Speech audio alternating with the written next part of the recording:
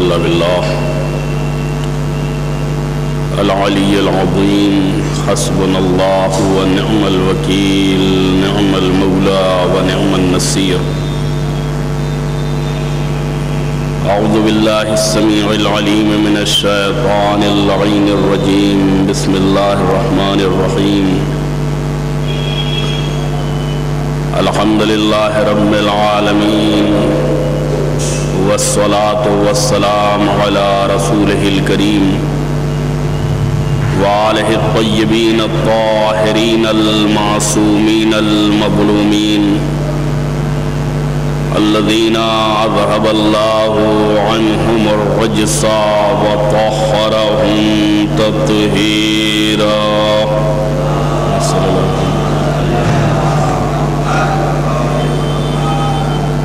أما بعد فقد قال الإمام علي بن الحسين زين العابدين عليه الصلاة والسلام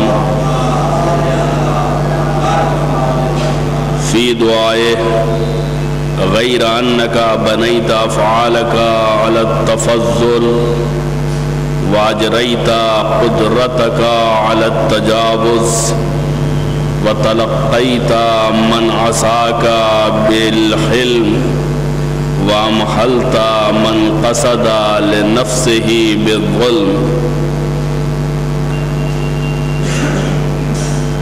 وداع ماہ مبارک کے سلسلے میں ہمارے چوتھے امام کی یہ دعا جس کے جملے مسلسل آپ کی خدمت میں پیش ہو رہے ہیں. کل جو جملہ پیش کیا گیا تھا اس میں امام فرماتے ہیں کہ تستر علی من لو شئت فضحتہ، ایسے شخص کی تو پردہ پوشی کرتا ہے کہ اگر چاہتا تو اسے رسوا کر دیتا. وتجود علی من لو شئت منعتہ، اور تو ایسے شخص پر اپنی سخاوت کرتا ہے کہ اگر چاہتا تو اسے منع کر دیتا. وَكِلَاهُمَا أَهْلٌ مِّنْكَ لِلْفَضِيحَةِ وَالْمَنْعِ، اور یہ دونوں افراد چاہے فضیحت والے ہوں اور چاہے محرومیت والے ہوں، یہ دونوں فضیحت اور محرومیت کے حقدار ہیں. آج کی گفتگو میں اسی گفتگو کو آگے بڑھاتے ہوئے امام فرماتے ہیں غیر انک بنیت افعالک علی التفضل، مگر تو نے اپنے افعال کی بنیاد تفضل اور احسان پر رکھی ہے. تیرا انداز، تیرا کردار عفو و بخشش والا ہے. واجریت قدرتک علی التجاوز، اور اپنے اقتدار کو عفو درگزر کی راہ پر لگایا ہے. وَتَلَقَّيْتَ مَنْ عَصَاكَ بِالْحِلْمِ، اور جس کسی نے تیری نافرمانی کی تو نے اس سے بردباری کا رویہ اختیار کیا. وَأَمْحَلْتَ مَنْ قَصَدَ لِنَفْسِهِ بِالظُّلْمِ، اور جس کسی نے اپنے نفس پر ظلم کا ارادہ کیا تو نے اسے مہلت دی ہے. کیا مطلب؟ یعنی خدا کے تمام امور، اس کے تمام مسائل یہ تفضل اور احسان کی بنیاد کے اوپر حل ہوتے ہیں. اگر کوئی شخص خدا کی نافرمانی بھی کرتا ہے، اگر خدا کی معصیت بھی کرتا ہے، تو خدا بجائے اس کے کہ اس کو فوری طور پہ سزا دے، اسے معاف کر دیتا ہے اور اسے مہلت دیتا ہے تاکہ وہ اپنے کردار کے اوپر ایک نظر ثانی کر سکے اور اپنی اصلاح کر سکے. لوگوں کا انداز سامنے والے کے ریئیکشن کے اوپر مبنی ہوتا ہے کہ یہ کیا کر رہا ہے. اگر اچھا کام کر رہا ہے تو اس کی جزا، برا کام کر رہا ہے تو فوری طور پہ سزا. آدمی پریشان ہو جاتا ہے، تھوڑا سا ظلم دیکھتا ہے پریشان ہو جاتا ہے، اس ظالم کو سزا کب ملے گی. ابھی کچھ دنوں پہلے آپ نے دیکھا تھا عراق کے اوپر ایک ڈکٹیٹر کی حکومت تھی جس نے نہ جانے کتنے علماء اور کتنے مومنین کا قتل عام کیا تھا۔ مومنین پوچھتے تھے بار بار کہ یہ کب تک رہے گا، یہ کب تک ظلم کرتا رہے گا، کب تک لوگوں کو قتل کرتا رہے گا۔ یعنی لوگوں میں ایک طرح کی برداشت کی حد نہیں ہوتی ہے، برداشت کم ہوتا ہے۔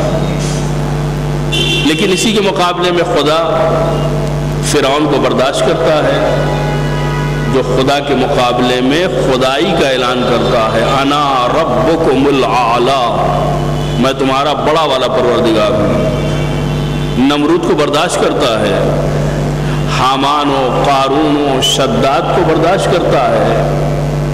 یہ برداشت اس لیے نہیں ہے کہ خدا کو معاذ اللہ کفر پسند ہے یا معاذ اللہ ظلم پسند ہے، نہیں، وہ نہیں چاہتا اپنے بندے کو فوری طور پہ سزا دے، وہ موقع دیتا ہے، وہ مہلت دیتا ہے کہ تم نے گناہ کر لیا، ہم تم کو مہلت دے رہے ہیں، اسی طریقے سے تم توبہ کر لو۔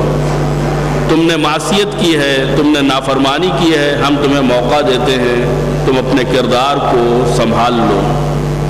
تم نے غلطی کی ہے، ہم تمہیں وقت دیتے ہیں کہ تم آؤ اور اپنے آپ کو پاک و پاکیزہ بنا لو۔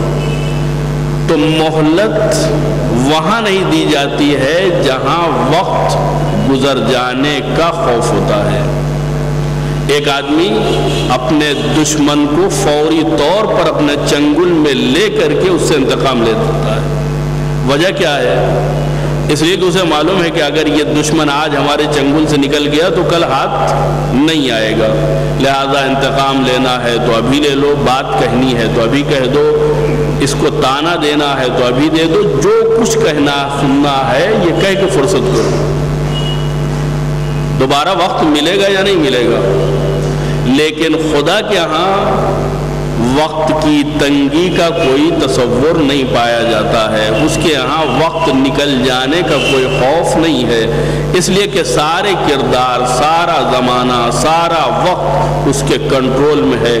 وہ چاہے تو وقت کو واپس لائے، وہ چاہے تو زمانے کو محدود کر دے، وہ چاہے تو عرصے کو مختصر بنا دے، لہذا اس کے یہاں مہلت جب پائی جاتی ہے وہ ظالم کو مہلت دیتا ہے صرف اس لیے تاکہ ظالم اپنے کردار کی اصلاح کر لے۔ اس وقت مظلوم کا دل تنگی کا شکار ہوتا ہے کہ یہ ظلم کب تک ہوتا رہے گا، پریشان ہو جاتا ہے انسان، ظلم سے عاجز آ جاتا ہے، کب تک سہتے رہیں گے، کب تک برداشت کرتے رہیں گے۔ عزیزو، ظلم کے برداشت کرنے کا معاملہ اور ہے اور ظالم کو مہلت دیے جانے کا معاملہ اور ہے۔ یعنی خدا اگر ظالم کو مہلت دے رہا ہے تو اس کا یہ مطلب نہیں ہے کہ وہ ظلم کو برداشت کر رہا ہے، اس کا یہ مطلب نہیں ہے کہ مومنین مظالم کو برداشت کریں اور اس کے خلاف کوئی آواز نہ اٹھائیں۔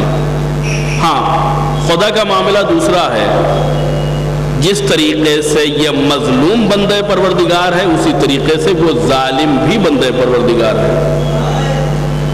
ظالم کے لیے خدا چاہتا ہے کہ یہ اپنے کردار کو صحیح کر لے، اپنی اصلاح کر لے، اپنے آپ کو جہنم کا کندہ نہ بنائے، خدا کی مرضی یہ ہوتی ہے۔ لیکن اب اگر آخر تک لوگ اپنے کردار کو نہ سنوارے نہ سدھارے تو وہ مجبوری ہوتی ہے کہ انسان جو ہے وہ مستحق عذاب قرار پاتا ہے۔ لیکن جو اللہ ہے یا اللہ والے ہیں ان کے یہاں وسعت ذہن اور وسعت صدر پائی جاتی ہے، ان کا سینہ کشادہ ہے اور وہ اپنے دشمن سے ستم کو برداشت کرتے ہیں اس اعتبار سے کہ تمہارے پاس کتنے حربے ہیں تم ان کو استعمال کر لو، ہمارے قدم میں کوئی لغزش آنے والی نہیں ہے، ہمارے پیروں میں ثبات قدم میں کوئی لرزہ آنے والا نہیں ہے۔ چنانچہ آپ دیکھیں کہ مولا کائنات حضرت علی ابن ابی طالب علیہ السلام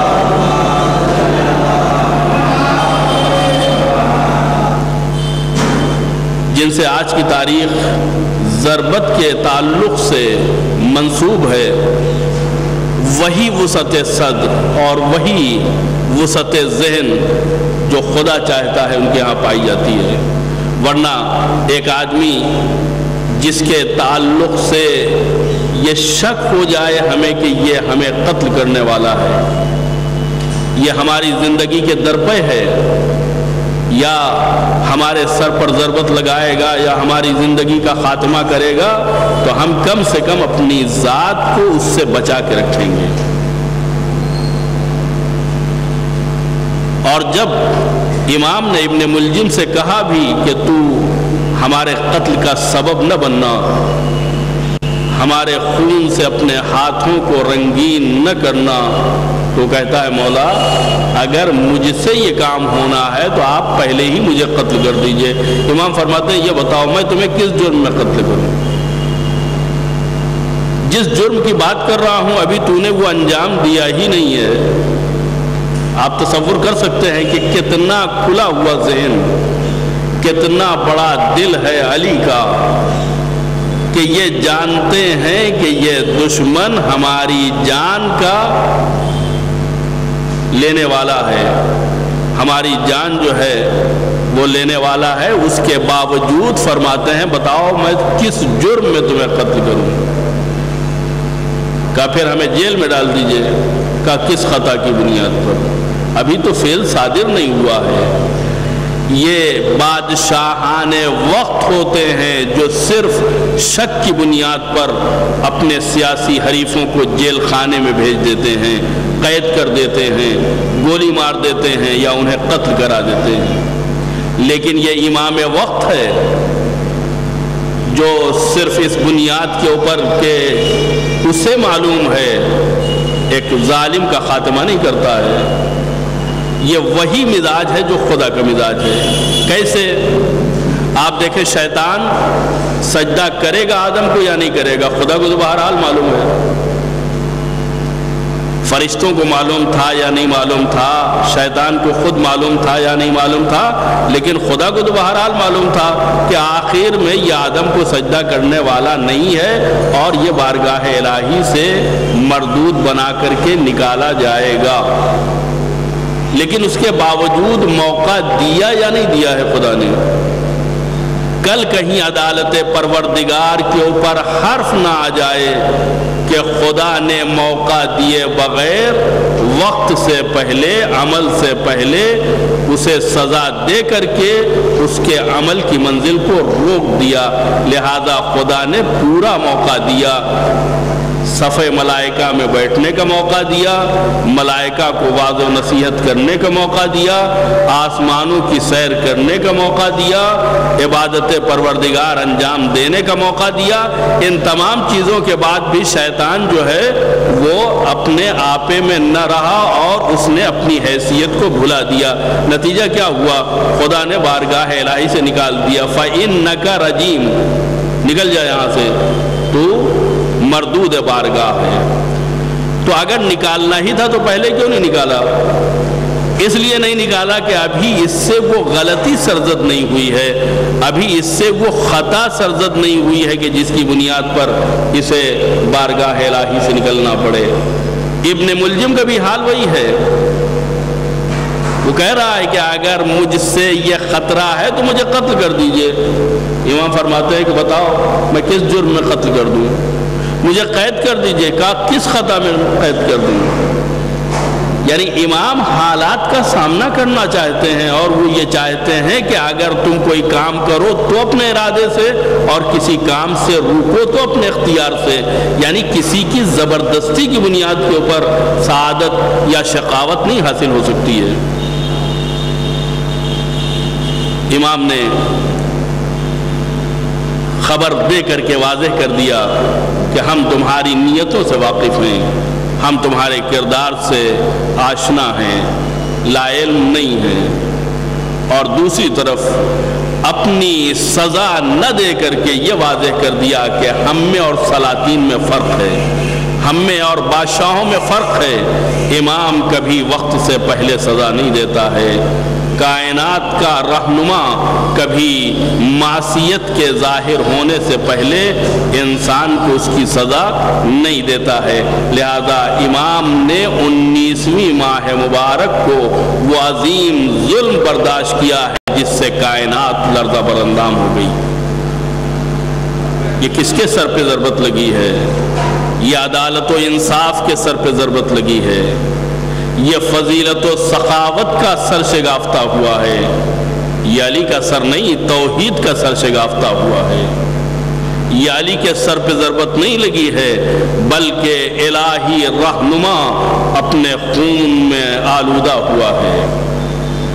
وہ عظیم امام کہ جس کے سامنے ضربت لگنے کے بعد جب شربت لایا جاتا ہے، دودھ کا شربت لایا جاتا ہے، آئیں وہ لوگ جو انسانی حقوق کا نام لیتے ہیں اور انسانی حقوق کی دہائی دیتے ہیں۔ اسلام میں قیدیوں کے ساتھ کیا سلوک کیا جاتا ہے، اسلام قاتلوں کے ساتھ کیا رویہ اپناتا ہے، آ کے دیکھیں۔ اس لیے کہ کتابوں میں قانون لکھ دینا اور ہوتا ہے، عمل کے ذریعے سے اخلاق اسلامی کا مظاہرہ اور ہوتا ہے۔ جب شربت پیش کیا جاتا ہے دودھ کا،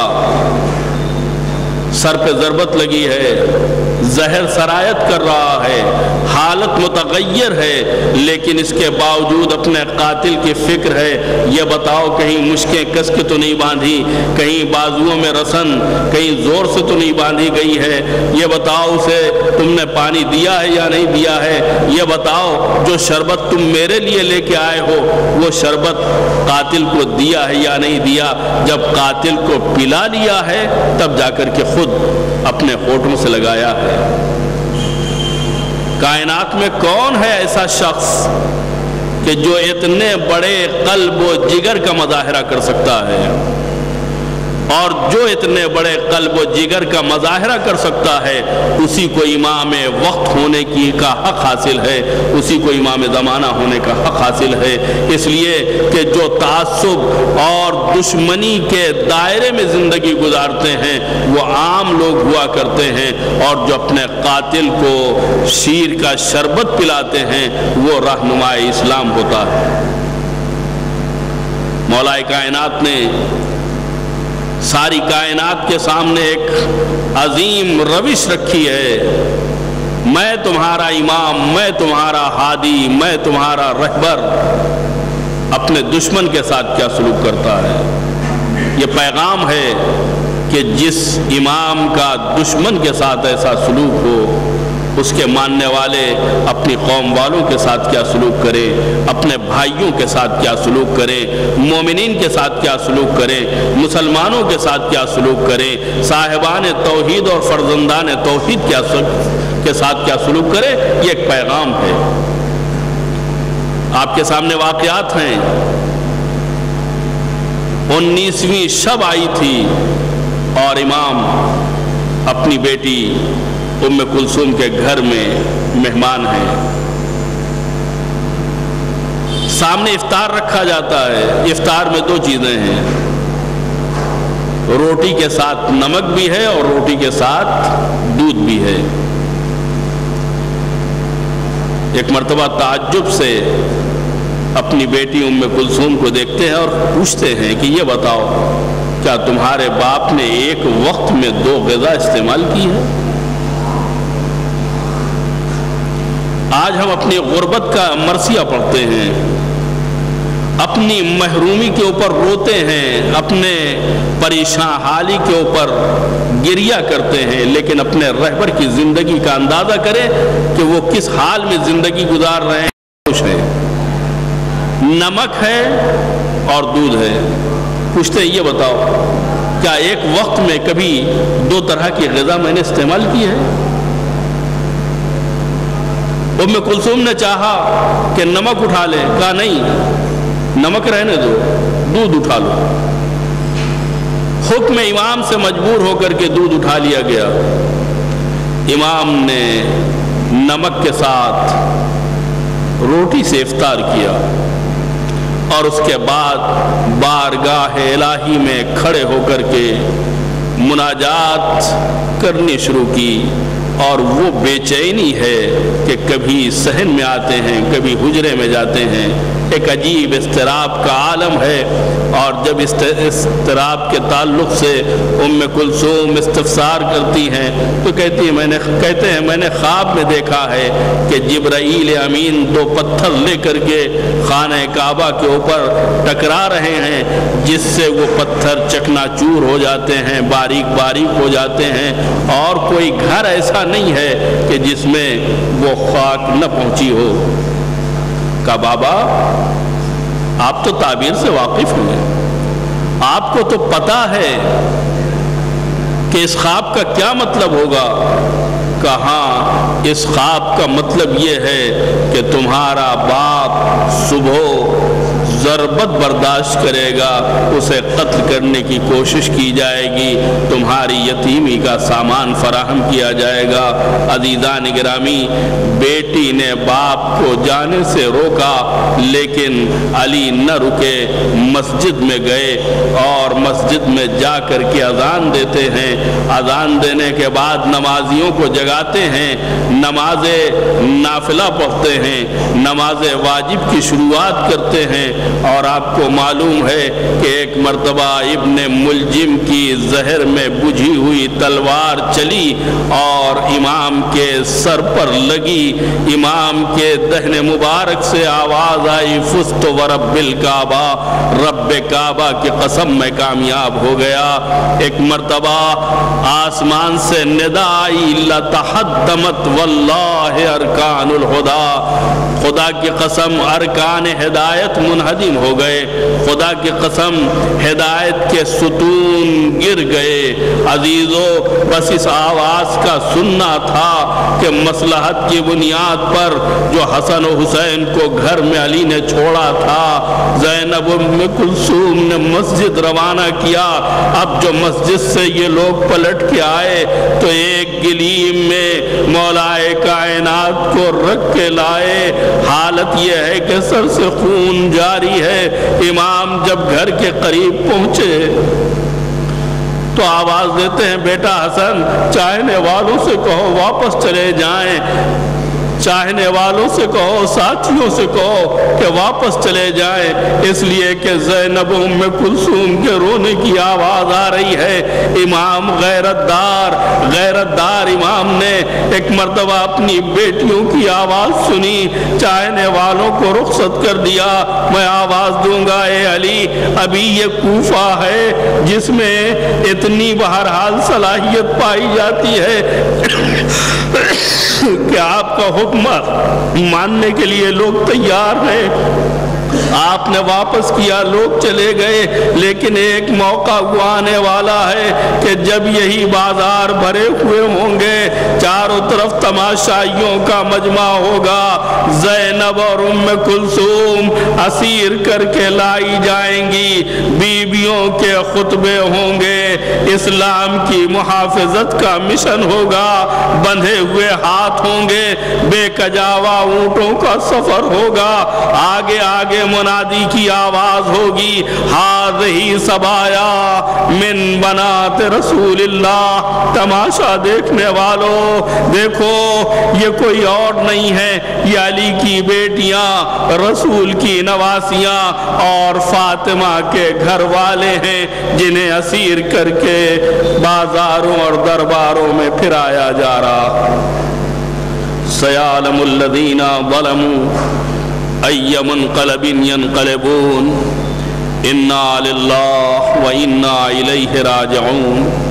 الہی بحق زہرا و ابیہا و بعلہا و بنیہا و بحق الائمة التسعة الطاہرین من ذریۃ الحسین علیہ الصلاة والسلام فاستجب دعانا واقضی حاجاتنا برحمتک یا ارحم الراحمین۔ پروردگارہ، تجھے علی کی مظلومی کا واسطہ ہمارے کبیرہ اور صغیرہ گناہوں کو معاف فرما دے۔ بحق بیمار کربلا، بیماروں کو شفاء کامل و عاجل عنایت فرما۔ اہل بیت طاہرین کے صدقے میں مرحومین کی مغفرت فرما۔ امام زمانہ کے ظہور میں تعجیل فرما۔ ہم سب کو ان کے آوان و انصار میں شمار ہونے کی توفیق کرامت فرما۔ وصلی اللہ علی محمد وآلہ الطیبین الطاہرین۔ آپ حضرات ایک سورہ فاتحہ جملہ مومنین و مومنات کو ایصال فرما دیں۔